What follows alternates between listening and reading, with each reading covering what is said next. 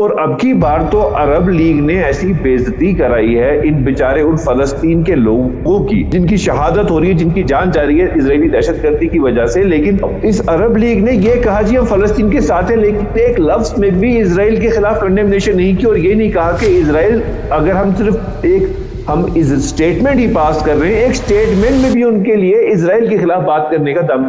तो मुझे आप पहले खुदारा बता रहे अरब लीग है क्यों भाई, बंद कर दो ये सारी दुकानें, बंद कर दो ये जितनी भी दुकानें शुरू की हैं, ये जलालत और खजालत की दुकानें, एटलीस्ट उस गरीब के लिए जिसको ये फायदा नहीं पहुंचाती। यमन के लिए इन्होंने आज तक क्या किया कभी, आप मुझे बताइए। जो बाकी ममालिक की बात की, सीरिया के लिए क्या किया? सीरिया जब तक बर्बाद हो गया।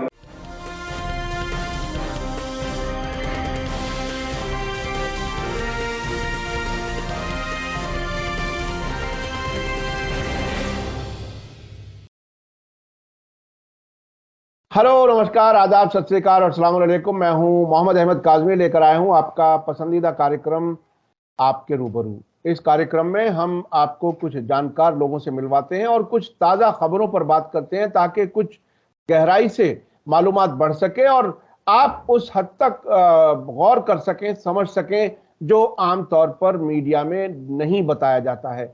हमारा चैनल मीडिया स्टार वर्ल्ड अक्सर आपको इंटरनेशनल खबरें और इंटरनेशनल खबरों पर इंटरव्यूज दिखाता है, और उसका मकसद यही होता है कि अगर आप दुनिया की पॉलिटिक्स को समझेंगे तो अपने यहाँ भी जो कुछ हो रहा है उसे समझना आसान हो जाएगा। क्योंकि कोई भी मुल्क अलग से नहीं रह सकता, जो दुनिया के हालात होते हैं उसका असर हर मुल्क पर आता है, और अगर किसी एक खास जाल में, किसी नेटवर्क में वो मुल्क शामिल हो तो उसका असर जरूर पड़ता है। अभी ताज़ा खबर यह है कि अल्जीरिया की राजधानी अल्जीयर्स में, जिसे अलजायर भी कहते हैं, वहां एक अरब लीग की समिट हुई है, जिसे सरबराह कॉन्फ्रेंस कहते हैं, जिसे शिखर सम्मेलन कहते हैं।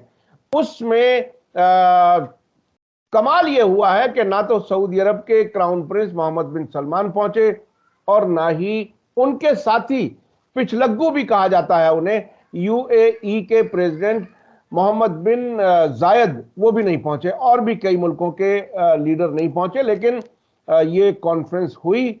इसमें क्या कुछ हुआ, क्या है दुनिया की सियासत का इस पर असर, इसे समझेंगे। और इसके अलावा इजराइल में जो अभी ताज़ा इलेक्शन हुए हैं उसमें बेंजामिन नेतन्याहू की तकरीबन वापसी तय है, उस पर भी बात करेंगे। इन दोनों इश्यूज पर बात करने के लिए मेरे साथ इस वक्त खास मेहमान है माजिद हैदरी साहब, जो सीनियर जर्नलिस्ट हैं, श्रीनगर में रहते हैं, और आपने बहुत से चैनलों पर उनको मुख्तलिफ इश्यूज पर बात करते हुए देखा होगा। माजिद हैदरी साहब, वेलकम है आपका। मीडिया स्टार वर्ल्ड को आपने वक्त दिया, इसके लिए शुक्रिया। आप ये बताइए कि ये अरब लीग की कॉन्फ्रेंस, आपने इससे क्या अख्ज़ किया, क्या कुछ लगता है, क्या हुआ आखिर? क्या वाकई अरब लीग का मतलब अरब मुल्कों की कोई भलाई करना है, या किसी और की ट्यून पर नाचना है? अस्सलाम वालेकुम काज़मी साहब, सबसे पहले मीडिया स्टार वर्ल्ड का एक मरतबा फिर बहुत बहुत शुक्रिया। देखिए काज़मी साहब, मुझे इस पे वो शेर याद पड़ता है कि काबा किस मुंह से जाओगे गालिब, शर्म तुमको मगर नहीं आती। देखिए जो आपने बात की कि MBS और MBZ दोनों वहां पे नहीं थे, तो आप ये बताना भूल के व्यूअर्स को शायद कि MBS हेलोवीन के वहां पे फेस्टिवल के साथ सऊदी की सरकार बिजी थी, तो मे भी उनका भी चेहरा इतना बिगड़ा हुआ होता, इतना बदसूरत अपने आप को उन्होंने बनाया होता कि वो बदसूरत चेहरा लेकर के वो वहां पे अरब लीग में उधर अल्जीरिया में जाकर के कॉन्क्लेव में वो हिस्सा नहीं ले पाए, क्योंकि उनका जो वहां पे लोगों की जो तस्वीरें आई हैं, जो वेस्टर्न मीडिया ने रिपोर्ट किया है, इतने बदसूरत चेहरे बना लिए थे लोगों ने वहां पे कि शायद उनमें से एक बदसूरत चेहरा MBS का भी होता। ये मुझे अपना एनालिसिस कहता है। तो वो उतना गंदा बदसूरत चेहरा लेके उन्हें जाना मुनासिब नहीं समझा, और वैसा ही शायद बदसूरत और गंदा चेहरा MBZ का भी होता तो UAE वालों ने भी वहां जाना मुनासिब नहीं समझा। ये तो पहला जो मेरा एनालिसिस था वो ये था। तो देखें, ये जो अरब लीग है, मुझे नहीं समझ आता इस अरब लीग की आज की दुनिया को जरूरत भी है कि नहीं है। क्योंकि जब ये 1945 में बनाई गई थी तो जो इसमें 6 ममालिक फाउंडिंग मेंबर्स थे, उसमें से एक सऊदी अरब था। अब क्योंकि सऊदी अरब हम पहले से देख रहे हैं कि वो अमेरिका के इशारों पर या अमेरिका के साथ बात करके, अमेरिका से कंसल्टेशन करके ही कोई ना कोई इकदाम उठाता है, तो मुझे लगता है कहीं ना कहीं वेस्टर्न पावर्स का भी हाथ रहा था अलग अरब लीग बनाने में।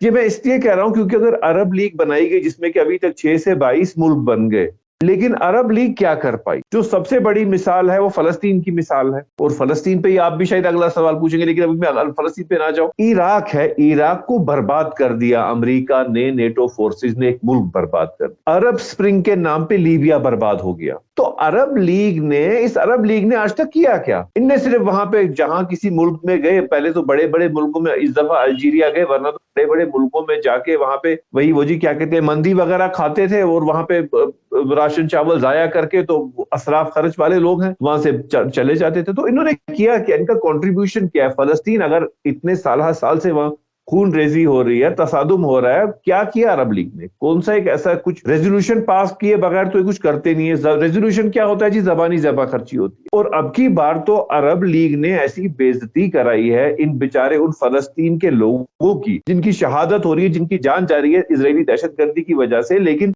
इस अरब लीग ने यह कहा जी हम फलस्तीन के साथ हैं, लेकिन एक लफ्ज में भी इसराइल के खिलाफ कंडेमनेशन नहीं की, और ये नहीं कहा कि इसराइल, अगर हम इस स्टेटमेंट ही पास कर रहे हैं, एक स्टेटमेंट में भी उनके लिए इजराइल के खिलाफ बात करने का दम। तो मुझे आप पहले खुदारा बता रहे अरब लीग है क्यों? भाई बंद कर दो, ये सारी दुकानें बंद कर दो। ये जितनी भी दुकानें शुरू की हैं, ये जलालत और खजालत की दुकानें, एटलीस्ट उस गरीब के लिए जिसको ये फायदा नहीं पहुंचाती। यमन के लिए इन्होंने आज तक क्या किया? कभी आप मुझे बताइए। जो बाकी ममालिक की बात की, सीरिया के लिए क्या किया? सीरिया जब तक बर्बाद हो गया, इनने, अरब लीग ने आज तक कोई काम किया नहीं है। ये अपनी अयाशियों को एक लेजिटिमाइज्ड, वो कहते हैं ना, कंसोर्शियम बनाने का इन्होंने सिस्टम रखा है। इनने कभी किसी के लिए काम नहीं किया है। मुझे लगता है इसको बंद कर देना चाहिए चीजों को। अच्छा जी असल कासमी साहब। में जो आपने कहा कि ये तबाही के लिए कोई एक सिस्टम बनाया, कंसोर्शियम बनाया, मुझे एक वाकया याद आ गया जरा इससे हट करके। 2017 मई की बात है, जब डोनाल्ड ट्रंप सऊदी अरब आए और उनको सलामी देने के लिए तकरीबन 50 मुल्कों के हेड्स ऑफ स्टेट्स को इकट्ठा किया गया सऊदी अरब में। तो उसकी बॉडी लैंग्वेज ये बता रही थी, आपने भी वो विजुअल्स देखे होंगे, और कोई भी जी शऊर आदमी समझ सकता है कि मुस्लिम मुल्कों में अमेरिकन एजेंडे पर काम करने के लिए सऊदी अरब को एक तरह से आउटसोर्स किया हुआ है। यानी एक जगह इकट्ठे आप कराओ, हम आएंगे, ये लोग हमारे सब सामने सलाम करेंगे, सलामी देंगे, और हम इनको हुक्म दे देंगे आपको क्या कुछ करना क्या नहीं करना। अब इस वक्त क्या उनके, सऊदी अरब चूंकि फाउंडिंग मेंबर है, और यूएई भी जरूरी फाउंडिंग मेंबर होगा चूंकि बड़ा अहम मुल्क है, बड़ा तो नहीं है लेकिन अहम मुल्क है, तो ऐसे वक्त में ऐसा कौन सा हुक्म वॉशिंगटन की तरफ से होगा जिसकी वजह से इन्होंने वहां जाने से बचना बेहतर समझा, जान बचाने के लिए? चूंकि मुझे याद है अभी कुछ हफ्ते पहले अल्जीरिया में ही, अलजायर में एक फिलिस्तीनियों की मीटिंग हुई थी, जिसमें 14 ग्रुप्स ने मिलकर यह तय किया था कि अगले एक साल में गजा और वेस्ट बैंक इलेक्शन कराए जाएंगे, पार्लियामेंट के भी और प्रेसिडेंट के भी, यानी महमूद अब्बास की जगह किसी और को लाया जाएगा। ऐसे वक्त में ऐसी कौन सा ऐसा इशारा था जिसकी वजह से ये जान बचा करके घर बैठ गए? जी कासमी साहब, आपका सवाल का जवाब देने से पहले मैं एक चीज ऐड कर दूं। जो आपने, तो 2017 में ही डोनाल्ड ट्रंप ने आज तक की सबसे बड़ी दुनिया की डिफेंस डील की, 450 बिलियन डॉलर्स का सऊदी अरब के साथ अगले 10 साल के लिए मुआहिदा किया कि हम अगले 10 साल भी हिफाजत, आपकी कोट अनकोट आपकी हिफाजत हम ही करेंगे। तो 450 बिलियन डॉलर का आज तक उतनी बड़ी डिफेंस डील नहीं हुई है। 450 बिलियन डॉलर उतनी बड़ी रकम है कि मैं पिछले दिनों भी किसी चैनल पे कह रहा था कि वो इतनी बड़ी रकम है, हम उर्दू या हिंदी बोलने वाले जो ममालिक है ना, वहां के लोग वो जीरो भी गिनते जाएंगे तो ये डिबेट खत्म हो जाएगी, मगर वो जीरो पूरे नहीं होंगे, इतनी बड़ी रकम होती है। तो उनका तो हाथ एक रहा है। देखिए, जो बात है फलस्तीन की बात जो है, और जो एमबीएस ने अपना मुंह छुपाया, जो उन्होंने वो बदसूरत चेहरे अपने बनाए हुए, वो क्यों नहीं लेके गए वहां पे, उसकी हकीकत असली में यही है। वो सिर्फ ये नहीं, जो उन्होंने बदसूरत चेहरा अपना वो शक्ल मस्क कर देने की जो आदत उन्होंने बना दी, वो बात नहीं है। इसमें सबसे खास बात है जो इनके इजराइल के साथ मामलात बेहतर होते जा रहे हैं। देखिए, यूएई ने तो फॉर्मली इजराइल के साथ अपना वो पार्टनरशिप, मतलब उसे अपना दोस्त मान लिया है। फलस्तीनियों का वो कातिल हम उसे कहें क्या कहें, लेकिन आज वो यूएई का बहुत ही अच्छा एक फॉर्मली एक दोस्त है। अभी अंडर कवर दोस्त तो वो अल सौद्स का भी है। क्योंकि अब इधर एक बात जो सबसे खास आ रही है, अब की बात जो अरब लीग जो 2 साल बाद कोविड के बाद हुआ, उसमें सबसे एक इंपॉर्टेंट जो पॉइंट है वो है कि जो जियोपॉलिटिकल रीअलाइनमेंट जो हुई है पिछले 2 साल में, और जो बिलखसूस में जो अफगानिस्तान में जो मामलात हुए, जो वहां पे नेटो की शिकस्त हुई, उसके बाद जो नई जियोपॉलिटिकल रीअलाइनमेंट है, और अभी यूक्रेन की जंग जो चल रही है, उसमें जो नया जो पूरा इधर एटलीस्ट इस रीजन में, जो एशियन रीजन में, मिडिल ईस्ट रीजन में, जो एक नया एक तरीके का एक बैलेंस बना है, पावर बैलेंस बना है, बैलेंस का वन साइड में जा रहा है ये। तो उसमें ऐसा है कि अमेरिका नहीं चाहता कि अब की बार जो उसके खास इसमें मिडिल ईस्ट में अपने प्यादे हैं, मतलब जिसमें कि सऊदी अरब है या कि यूएई या बाकी ममालिक हैं, वो ज्यादा या तो ना वो जाएं या बात ना करें। अब एमबीएस तो खुद नहीं गए, उन्होंने वहां अपने फॉरेन मिनिस्टर को भेजा था। यही हाल यूएई का भी था। तो इसकी सबसे पहली वजह थी इसराइल, इसराइल के साथ इनके बढ़ते हुए अच्छे ताल्लुकात। कहीं वहां ऐसा ना हो कि इसराइल पे कोई लानत मनामत हो और एमबीएस वो बर्दाश्त ना कर पाए, इसराइल के खिलाफ बात, उनका खून खोल उठे कि इसराइल के खिलाफ कैसे बात की। तो बहुत से मामला थे जहां पर अमेरिका के अंडर होते हुए, अमेरिका के मतलब कंट्रोल में होते हुए एमबीएस ने और फिर यूएई ने, क्योंकि एमबीएस जो करेंगे यूएई वही करने की कोशिश करेगा। अभी तो एक मामले पे उल्टा भी चल रहा है कि जो इन्वेस्टमेंट यूएई ने लाई, अब सऊदी अरब वही इन्वेस्टमेंट्स लाना चाहता है, फॉरेन इन्वेस्टमेंट। तो कहीं ना कहीं ये दोनों एक ही थाली के चट्टे बट्टे अपने म्यूचुअल इंटरेस्ट के, तो उनने वो हटाया। लेकिन एक बात जो इंपॉर्टेंट है यहाँ पे, वो ये है कि अब की बार अमेरिका इसको बिल्कुल एक लो की बनाना चाहता था, क्योंकि अमेरिका का जो स्लो उसका ये है, डिक्लाइन ऑफ पावर है मिडिल ईस्ट में या एशियन रीजन में। एक तरफ वो मामला था, और दूसरी तरफ जो आपने सबसे खास चीज देखी होगी काजमी साहब, कि चाइना की तरफ से और प्रेसिडेंट व्लादिमीर पुतिन की तरफ से फॉर्मल स्टेटमेंट्स आई अरब लीग के लिए। उन्हें मुबारकबाद भी दी, और साथ में कहा कि हमें बात करनी चाहिए, काम करना चाहिए। Regional security, it's a very important statement. Regional security मतलब आज वो बता रहे हैं कि भाई हमारा जो रीजन है, जैसे व्लादिमीर पुतिन ने बात की है रीजनल सिक्योरिटी की, तो रीजनल सिक्योरिटी से उनका मतलब है कि भाई हम लोग मजहब मिल्लत पे बात नहीं करेंगे, हम कोई रिलीजियस बायस पे बात नहीं करेंगे, कोई हम इस्लामोफोबिया या क्रिश्चियनोफोबिया या कोई और फोबिया, हम उन चीजों पे बात नहीं करेंगे। हम लोग अपने रीजन को स्टेबल बनाएंगे। और क्योंकि अभी जो काम चल रहा है, जैसे हम हर दफा इसमें बात करते हैं कि चाइना का जो एक इकोनॉमिक बहुत ही बड़ा एक पैकेज है पूरे रीजन के लिए, क्या पूरे वर्ल्ड के लिए, उसके साथ ममालिक मिल रहे हैं, रशिया मिला हुआ है, ईरान है, टर्की है, पाकिस्तान है, बाकी ममालिक हैं। तो वहां पे कहीं ना कहीं क्योंकि चाइना की डोमिनेंस बढ़ रही है, चाइना अपनी डोमिनेंस रशिया की वॉर के थ्रू भी दिखा रहा है कि यूक्रेन में आप देखें कैसी शिकस्त की तरफ अब नेटो फोर्सेस वहां पे भी जा रही हैं। और जो वहां से जो क्राइसिस है, जो फूड क्राइसिस वहां पे बन रही है, जो यूरोपियन रीजन के लिए बन रही है, जो इफेक्टेड है यूक्रेन को लेकर के, तो एमबीएस और यूएई ये भी नहीं चाहते थे कि वहां पे उस तरीके की बैलेंस की बात हो जहां पे कि हम लोग बात करें नेटो के इंटरेस्ट के खिलाफ, मतलब वो लोग बात करें नेटो के इंटरेस्ट के खिलाफ।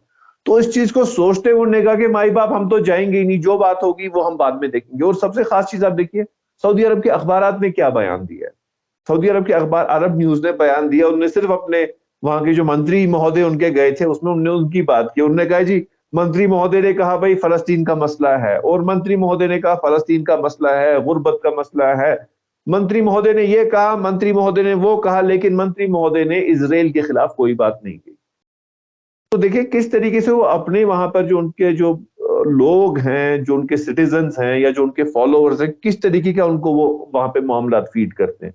हमने वहां फलस्तीन की बात की। अब दूसरी और चीज जो सबसे इंपॉर्टेंट है इसमें, कि अलकुद्स पेपर ने क्या कहा, अलकुद्स अखबार ने अपने एडिटोरियल में लिखा भाई हमें फर्दर जबानी जमा खर्ची नहीं चाहिए। तो मैं तो कहता हूं ये थप्पड़ है इस अरब लीग के नाम पे, कि जब वहां का इतना बड़ा अखबार कह रहा है कि हमें आपकी जबानी जमा खर्ची नहीं चाहिए, हम मर रहे हैं यहाँ पे, तो इससे बड़ा थप्पड़ क्या लगेगा। और जब सऊदी अरब फाउंडिंग मेंबर नहीं जा रहा है, यूएई भी नहीं जा रहा है, भाई मेहरबानी करो, ये अरब लीग की दुकान बंद करो, इस दुकान की अब जरूरत नहीं है, दुनिया को जरूरत नहीं। अच्छा अच्छा, मैं थोड़ा सा दर्शकों को अपना कुछ थोड़ा सा तजर्बा बताऊं। अक्सर ये लोगों के जहन में सवाल होता है, कमेंट्स में लिखते हैं कि आखिर ये सारे मुस्लिम मुल्क या अरब मुल्क जो हैं वो इतने इंसेंसिटिव क्यों हैं, और वहाँ के क्या लोग भी खामोश हैं, क्या लोग भी हुकूमतों के साथ हैं। तकरीबन 40 साल मुझे हो गए जर्नलिज्म में, और मुझे इस पूरे खित्ते में बार बार जाने का मौका मिला। एक बार मैं लीबिया जा रहा था, और दिल्ली से ओमान, ओमान से फ्लाइट हमारी त्रिपोली की थी। ये बात है तकरीबन 2001-2 की।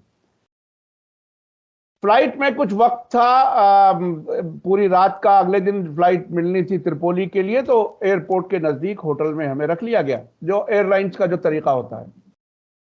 जो एक वाकया वो मैं बताना चाह रहा हूं, जिससे ये पता चले कि अरब साइकी क्या है, अरब अवाम को किस तरह से तैयार किया गया है, फिलिस्तीन के बारे में कितना इंसेंसिटिव बना दिया गया है, वो एक तरीका है। तो वहां होटल में एक टूर ऑपरेटर था जो मुख्तलिफ मुल्कों के लोगों को सुबह से शाम तक के लिए यरूशलेम मस्जिद अल अक्सा के टूर के लिए भेजता था। तो मैंने वहां थोड़ा सा मालूमात की और मैंने उससे ये पूछा कि ये जो आपका बॉर्डर है यहां से कितनी दूर है, तो उसने कहा 30-40 मिनट की दूरी है बस। और फिर मैंने जब ये पूछा कि आप इसको फिलिस्तीन बॉर्डर कहते हो या इजराइल बॉर्डर, तो उसको एकदम झटका लगा और उसने संभल के बिल्कुल अपने सियासी सूझबूझ से कहा कि no, it is our border, यानी उसने इजराइल या फिलिस्तीन का नाम लेने से वो बचा। इसी तरह से मैं आपको बताऊं कि अरब मीडिया में लंबे अरसे से यह बात बार बार कही जा रही है, अवाम को ठंडा रखने के लिए, कि फिलिस्तीनियों की गलती थी, उन्होंने जमीनें बेची इजराइलियों को, इसलिए यहां इजराइल बना। और ये कि ये मसला मुसलमानों और यहूदियों के बीच का नहीं है, मजहबी झगड़ा नहीं है, बल्कि ये टेरिटोरियल डिस्प्यूट है, जैसे आमतौर पर मुख्तलिफ मुल्कों की सीमाओं पे झगड़ा होता है, जैसे हमारा पाकिस्तान या चीन के साथ है। तो इस तरह से बिल्कुल लो लेवल पर उनकी सोच, उनके जज्बात को लाने का एक मुसलसल सिलसिला है। तो इसलिए वहां के अवाम, सरकारें, सरकारों के साथ वेस्टर्न मीडिया, वेस्टर्न सरकारें, उन्होंने वहां की अवाम को इस तरह से ठंडा किया है, इसलिए यह सूरत हाल वहां बनी है। जी, अब आप अपनी बात आगे बढ़ाएं, चूंकि मैं थोड़ा सा इस तरह के कुछ तजर्बे जरूर बताना चाहता हूं लोगों को। मुझे तो बहुत अच्छा लगा ये जो आपका एक्सपीरियंस है ना, मतलब ये वर्थ शेयरिंग है जो आपने आज बात सुनाई के इट्स आवर बॉर्डर। ये बड़ा ही देखिए कितना जहन उनका कैसे मैनिपुलेट किया गया है लोगों जी का। जी जी जी जी जी, ये वो कंट्रोवर्सी में नहीं जाना चाहते हैं, इधर या उधर की भी बात नहीं, they want to avoid a controversy. और बिल्कुल वही बिल्कुल। एग्जैक्ट बात है हाँ, जो ये अरब मुल्क बेच रहे हैं फलस्तीन के नाम पे। देखिए लोग मर रहे हैं, फलस्तीन हो, यमन हो, बाकी जगह हो, सीरिया हो, लोग मर रहे हैं। क्या किया अरब नेशंस ने? कुछ एक नहीं एक किया। दूसरा एक चीज और याद दिला दूं, अभी रिसेंट जो पिछले 2-3 साल के अंदर का वाकया है, ये तो फिलिस्तीन की बातें करते हैं बंद कमरों में और बयान दे देते हैं, अब तो बयान देने की हालत भी नहीं रही, बिल्कुल जैसे मुख्तार अब्बास नकवी की भी अब जरूरत नहीं है बीजेपी के लिए। तो अभी ऐसी हालत है कि एक सऊदी ब्लॉगर, उसका नाम मोहम्मद सऊद, वो गया इजराइल की हुकूमत के इनविटेशन पर इजराइल, और वो मस्जिदुल अक्सा गया जियारत के लिए या देखने के लिए, जो भी आप कहें, क्योंकि वहां जियारत का कॉन्सेप्ट तो है ही नहीं सऊदी अरब में, वहाबी नजरिए के उसमें। तो वहां के बच्चों ने उसके मुंह पर थूका, उस पर लोगों ने कुर्सियां फेंकी, और उसके साथ साथ इजरायली सिक्योरिटी के लोग थे, वो बचते बचाते वहां से निकले। इसी तरह से यूएई के 2 सरकारी अफसरान वो वहां पहुंचे मस्जिद अल अक्सा में, वो किसी एक पैलेस्टीनियन को बातचीत में एंगेज करने के लिए, just for the sake of engagement, वो पूछने लगे ये कौन सा पत्थर लगा है, क्या है। उसने जवाब देना बिल्कुल मुनासिब नहीं समझा और उसने कहा कि तुम खयानत करते हो और तुम लोगों को यहां आने का हक नहीं है, यहां से भाग जाओ। तो ये वीडियो हमारे सामने है, वो वीडियो हम साथ साथ दिखाएंगे। इस हालत में फिलिस्तीनी लोग भी इनको अपना दुश्मन समझने लगे हैं। अब थोड़ा सा आप अपनी बात आगे बढ़ाइए। जी कासमी साहब, यही आपने बड़ा अच्छा कहा। जैसे आपने ये बात कही कि लोग, वैसा ही बात है कि अल कुद्स अखबार ने कह दिया भाई हमें तुम्हारी जमा खर्ची नहीं चाहिए, एडिटोरियल लिख रहे हैं, तो ये थप्पड़ होता है इन ममालिक पे। लेकिन खैर, इनको जो आपने कहा ना, इनको लानत मलामत से कोई फर्क नहीं पड़ता, किसी ने थूका इन पे, कुर्सियां फेंकी, इन लोगों को उन चीजों से फर्क नहीं पड़ता, इनकी अयाशियां जिंदा रहे, बाकी ये चीजें चलती रहती। इन्हें तो भी हेलोवीन जो 2 दिन वहां पे चला है, वैसा वेस्टर्न कल्चर में वैसा हेलोवीन, वैसी नहूसत वाली चेहरे किसी ने आज तक नहीं बनाए होंगे जो नहूसत इन्होंने उस पाक सरजमीन पे लाई है। तो इन पर तो लानत मलामत हर तरफ से ही होती है, लेकिन इन्हें फर्क नहीं पड़ता। लेकिन मुझे जो एक चीज अच्छी लग रही है ना जी, इस नए पावर जो ये डायनेमिक्स रीअलाइनमेंट हो रही है, इसमें एक चीज अच्छी है कि मजहब से बाहर निकाला जा रहा है दुनिया को। व्लादिमीर पुतिन जो काम कर रहे हैं, या चाइना काम कर रहा है, या कंट्रीज जो नया एक ब्लॉक बन रहा है, पावर ब्लॉक, ये मजहब और मिल्लत से बाहर बन रहा है, और ये बड़ी अच्छी चीज है। देखिए आज अगर अरब लीग की बात हुई, पहले तो ये कुछ एग्जिस्ट नहीं करते, लेकिन देखिए उनने कितनी अच्छी स्टेटमेंट्स दी है। चाइना ने भी कितनी अच्छी, कम्युनिस्ट कंट्री ने भी कितनी अच्छी स्टेटमेंट दी कि भाई आप लोग काम करो, हम मिलके काम करेंगे, हमें भाईचारे की जरूरत है। कोई मजहब का उन्होंने नाम बीच में लाया, व्लादिमीर पुतिन ने कोई मजहब का नाम बीच में लाया। एक नए तरीके का जो वेस्ट जो कर रहा था, जो पिछले 40-50 साल से किसी एक मजहब को टारगेट करके जो मामला बना रहा था और उन्हीं को विक्टिमाइज कर रहा था, ये जो नया जो पावर, रीजनल पावर्स बन रहे हैं यहाँ पे, ये उस मजहब से बाहर निकाल रहे हैं लोगों को। ये मेरा असेसमेंट है, आप इसको ज्यादा बेहतर समझेंगे, आप ज्यादा बेहतर नजर रखें इस पे। मुझे इनकी एक चीज पसंद आ रही है, बतौर एक कम्युनिटी से जिसपे मैं बिलीव करता हूँ अल्लाह के फजल से, मुझे इनकी ये पसंद आ रहा है कि दुनिया को आगे ऐसे ही बढ़ना चाहिए। भाई दुनिया में किसी मजहब को ना विक्टिमाइज करो, ना किसी मजहब के खिलाफ बोलो, ना किसी मजहब के खिलाफ बात करो, और लोगों को इंसान समझ के चलो। वही ये ममालिक इस वक्त कर रहे हैं। अच्छा उक्रेन में अगर जंग, मुझे याद आ रहा है, मोहम्मद बिन सलमान ने एक बयान दिया था कि 1979 में जब ईरान में इनकलाब आया था, उसके जवाब में हमें वहाबिज्म को मजबूत करना पड़ा, अब हमें उसकी जरूरत नहीं है। इस किस्म की बातें उन्होंने कही हैं। अब वो वहाबिज्म का किस तरह से उसको इस्लाम ही कहा जाए, या वो यहूदियों के इशारे पर मुसलमानों में नफरतें फैलाने का तकफीरी काम करने का जो वो काम अंजाम देते थे, शायद क्या उससे भी दूर जाएंगे? काजमी साहब बहुत आपने अहम है। ये बहुत आपने इंपॉर्टेंट बात की। आप देखिए वहाबी, पहले इंटरप्रिटेशन क्या है, मैं उसे मजहब का एक हिस्सा मानूं नहीं मानूं वो बड़ा एक मामला, एक संजीदा है, क्योंकि ब्रिटिश क्राउन का उस जमाने में इन पे ये रहता था, एक फेवर था जिसकी वजह से वहाबिज्म को प्रमोट किया गया। और फिर वहाबिज्म देखिए क्या है, अब एक सिंपल बात है, आपने भी कहा वहां पे जियारतें नहीं है, जियारत नहीं मानी जाती है सऊदी में। वहाबी कल्चर जहां पर भी है वहां जियारत वगैरह को नहीं मानते।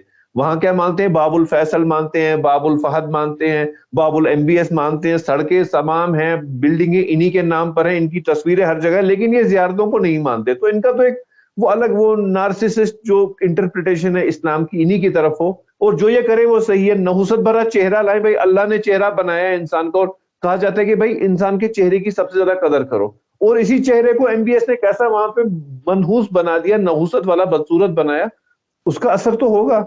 मैं तो इन चीजों पे, मैं इंडियन मीडिया के चैनल्स में भी कहता हूँ भाई मैं स्पिरिचुअलिटी में बिलीव करता हूँ। भारत भी आस्था का मुल्क है, हम लोग मुसलमान की आस्था है, हिंदू की आस्था है, हम तो आस्था पर चलते हैं। और आस्था को जो इंसान ठेस पहुंचाएगा उसको उसका लैशबैक मिलता है। फिर वही हाल वहां पे हो रहा है। तो मुझे जो अच्छी चीज लग रही है, जो मैं आपको काजमी साहब कह रहा था, वो यही है सिर्फ, जो ये नया पावर बैलेंस बन रहा है, रीअलाइनमेंट हो रही है, इसमें मजहब को निकाल दिया जा रहा है बाहर, इसमें फ्यूचर की, बिजनेस की, प्रोस्पेक्ट्स की बात की जा रही है, एक प्रोग्रेसिव रीजनल वर्ल्ड की बात की जा रही है। वो रीजन की कहां, पूरे वर्ल्ड की, जहां सिर्फ प्रोग्रेस है, प्रॉस्पेरिटी है, पीस है, उसके साथ फसाद नहीं है, इसके साथ फसाद नहीं है। अपने बिजनेस इंटरेस्ट, अपनी प्रोग्रेसिव नेशंस को आगे बढ़ाने का जो मॉडल है, मुझे तो ये पसंद है, मुझे इससे कोई एतराज नहीं है। मुझे नेटो से एतराज है, मुझे अमेरिका की उस गंदी वेस्टर्न सियासत से एतराज है, मगर इनकी सियासत से मुझे कोई एतराज नहीं। जी जी, ये बहुत ही दिलचस्प है, बहुत ही अहम है। हमने अरब लीग पर तो अच्छा खासा, और कुछ चीजें मैंने भी ऑब्जर्वेशन कुछ ज्यादा दे दी, शायद देखने वालों को पसंद आए, मुझे नहीं मालूम। ये तजर्बात हैं, जाती तजर्बात, जिनको मैं शेयर करता हूं बीच बीच में। आखिर में मुझे ब्रीफ थोड़ा सा बताइए, इजराइल में हुकूमत बदलने के कोई मानी ऐसे भी समझे जाएं कि कहीं कोई पॉलिसी में तब्दीली होगी, या पॉलिसी एक ही रहती है? जी देखिए, पॉलिसी तो वही रहेगी, बल्कि पॉलिसी और ज्यादा स्ट्रेंथन होगी, क्योंकि यानी जो और ज्यादा वापस, खराब होगी, जी यानी बिल्कुल, फिलिस्तीनियों के लिए और खराब होगी? बिल्कुल। देखिए अब वो तो सीधा एक आया सी बात है जो हम कह रहे हैं। इसमें पॉलिसी, पैलेस्टीन पे एग्रेशन जो है, फलस्तीनियों पे जो एग्रेशन है इसराइल का, वो बढ़ेगा। क्योंकि पिछले साल जब से ये हटाए गए थे, ये जो जी अभी जिनका वापस आने की बात हो रही है, बेंजामिन नेतन्याहू। बेंजामिन नेतन्याहू जी, वो तो जब से वो हटे थे उसके बाद जो वहां पे जो मिलिटेंट फोर्सेस थी वो एक एग्रेशन पे आ गई थी। और वो एग्रेशन को, उसका एक बेसिक पॉइंट रहा है कि भाई मैं इसीलिए वापस आ रहा हूं, मैं अपने इसको, इसराइल को वापस मजबूत करूंगा। तो पहले, सबसे पहले एग्रेशन होगा। और दूसरी चीज, जो टाइज, जो डिप्लोमेटिक टाइज सऊदी अरब के साथ और यूएई और बाकी ममालिक के साथ, वो कतार हो या बाकी, उनके साथ नेतन्याहू का सबसे बड़ा रोल रहा है। तो वो जो है वो क्या करेंगे, वो फलस्तीनियों को मारेंगे, फलस्तीनियों पर और जुल्म करेंगे और अरब को अपने साथ चला के करेंगे। क्या होगा, ज्यादा से ज्यादा जमा खर्ची हुआ करेगी, भाई फलस्तीन के साथ हम हैं, लेकिन कहीं ये नहीं होगा जैसे आज के इसमें रेजोल्यूशन पास हुआ, हम फलस्तीनियों के साथ हैं लेकिन हम इजराइल के खिलाफ बात नहीं करेंगे, उनको हम कंडेम नहीं करेंगे, उनसे हम अकाउंटेबिलिटी नहीं मानेंगे, जो उनका वो वहां पे ज़ायनिस्ट टेरर की बात की जा रही है, हम उस पर अकाउंटेबिलिटी नहीं मानेंगे। हम बोलेंगे फलस्तीन पे जुल्म हो रहा है, हमें इसका एंड चाहिए। भाई इसराइल तब से बोल रहा है मैं नहीं करूंगा, जो करना चाहते हो कर लो।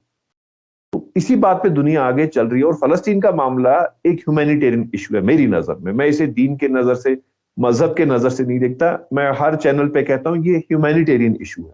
आप इसको दुनिया के और किसी कॉन्फ्लिक्ट से ना जोड़ें, कहीं भी दुनिया में कोई कॉन्फ्लिक्ट तो ये ह्यूमैनिटेरियन इशू है जहां इंसानियत पे जुल्म हो रहा है और इस इंसानियत के जुल्म को एंड करने की जरूरत है। और वो तब तक नहीं होगी जब तक तमाम ममालिक मिलकर ये बात नहीं कहें कि हम फलस्तीनियों के साथ हैं। अब देखिए रशिया और चाइना ने भी बात की है फलस्तीन की, अगर उन्हें डायरेक्टली इसराइल के खिलाफ बात नहीं की, लेकिन वो भी फलस्तीन के हक में बात करें, लेकिन जो अरब नेशंस हैं या मुस्लिम वर्ल्ड है वो उस पर साइलेंट है। जी जी, ये बहुत ही अफसोसनाक सूरत हाल है और खुद फिलिस्तीनियों को अभी पिछले दिनों कितनी सख्तियों से गुजरना पड़ा, बहुत लोग मारे गए हैं। शिकायत ये की जाती है कि फिलिस्तीनी रेजिस्टेंस कुछ ज़्यादा मजबूत हो रहा है, यानी उनके मुताबिक ज़्यादा हमले कर रहा है, लेकिन अपना जुल्म, इजरायली जुल्म किस तरह से पिछले रमज़ान में, उससे पहले मई 2021 की जंग से पहले और उसके बाद भी मस्जिद अल अक्सा जो मुसलमानों का पहला किबला है वहाँ भी, और उसके अलावा भी वहाँ के फ़िलिस्तीनी लोगों पर मजालिम का सिलसिला जारी है। और ये सब अरब मुल्क खामोश और उनके जो आका हैं उनके इशारों पर ये खामोश रहते हैं। और इनको चूँकि डेमोक्रेटिक हुकूमतें नहीं हैं, चूँकि अवामी नुमाइंदा हुकूमत नहीं है, इसलिए उन्हें सिर्फ अपनी कुर्सी बचानी है, ऐसे इशारे बार बार मिलते हैं। बहुत बहुत शुक्रिया जनाब माजिद हैदरी साहब, आपने वक्त दिया। बहुत बहुत शुक्रिया सर। इसी के साथ मुझे दीजिए इजाजत। धन्यवाद, शुक्रिया। जय भारत, जय हिंद। मीडिया स्टार वर्ल्ड की और वीडियो देखने के लिए हमारे चैनल को सब्सक्राइब करें और सीधे नोटिफिकेशन पाने के लिए बेल आइकन दबाएं। और अगर हमारी खबर सच्ची और अच्छी लगे तो अपने व्हाट्सएप, इंस्टाग्राम, फेसबुक और ट्विटर अकाउंट पर जरूर शेयर करें।